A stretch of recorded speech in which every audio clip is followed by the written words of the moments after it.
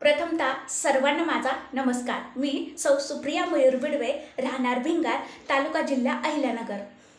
अनुराधाताई राज्याध्यक्ष त्यांनी हा श्री मनाचे श्लोक हा उपक्रम सुरू केला। हा उपक्रम मला खूप आवडला।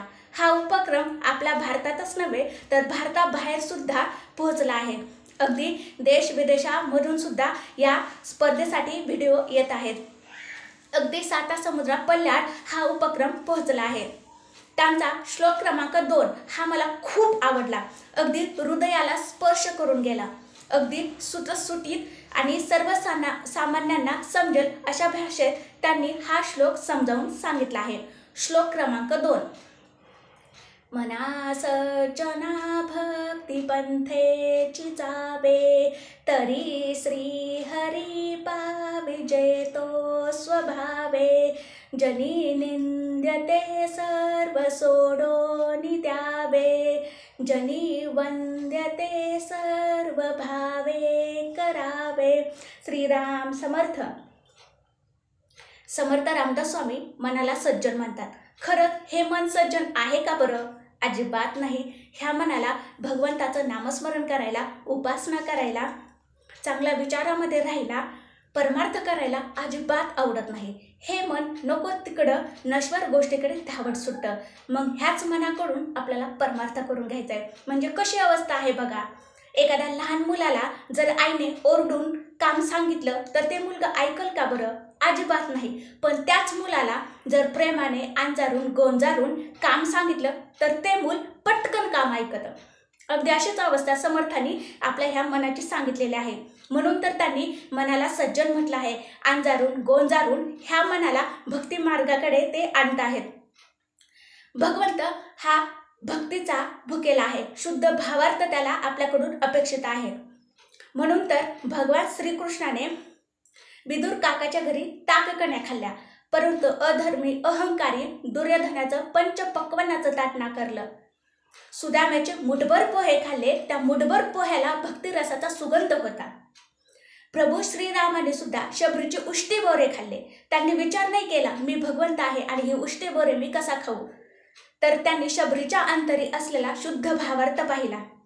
अगदी तसंच संत चोखा मेळा आपल्या शेतामध्ये कामधंदा करायचा।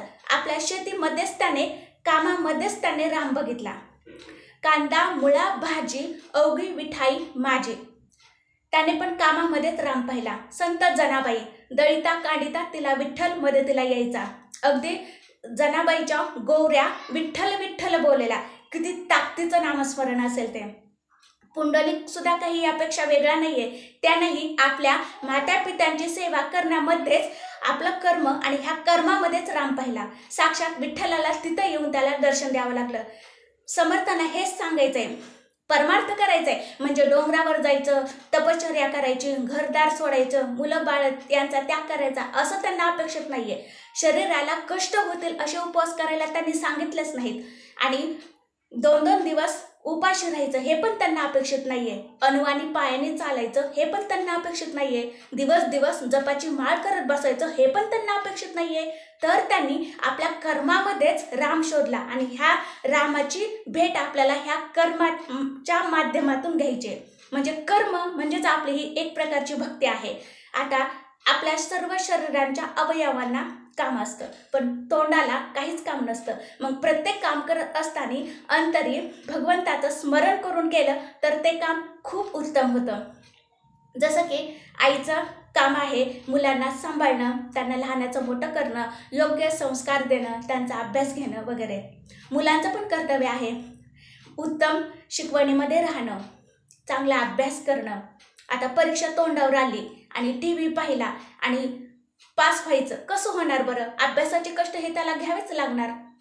आणि परीक्षा आली, 10वी 12वीचे पेपर आहेत, मग 2-2 दिवस जपाची माळ करून उपयोग होईल का? अजिबात नाही। भगवंताला ते अपेक्षित नाहीच आहे तशी भक्ती। तू कष्ट कर, अभ्यासाचे कष्ट तू घे, बरोबर भगवंत आपल्याला फलप्राप्ती देतो। त्याचप्रमाणे आपल्या पतीचं कर्तव्य हेच आहे, उत्तम कामधंदा करावं, घरातल्या कुटुंबाचं पालनपोषण करावं, हवं नको ते पाहावं आणि घरातल्यांना सगळ्यांना सुखसोयी पुरवाव्यात। म्हणजे सांगायचं काय, प्रत्येक कर्मामध्ये आपल्याला राम शोधता आला पाहिजे। प्रत्येक कामामध्येच राम आहे आणि हाच भगवंतापर्यंत जाण्याचा भक्तिमार्ग आहे. आपण कर्माची पूजा करतो म्हणजे भगवंताची भक्ती करतो. आता जनी नेंदते सर्व सोडून द्यावे. जनामध्ये आपल्याला लोके नावं ठेवतात, पण त्यांच्याकडे लक्ष नाही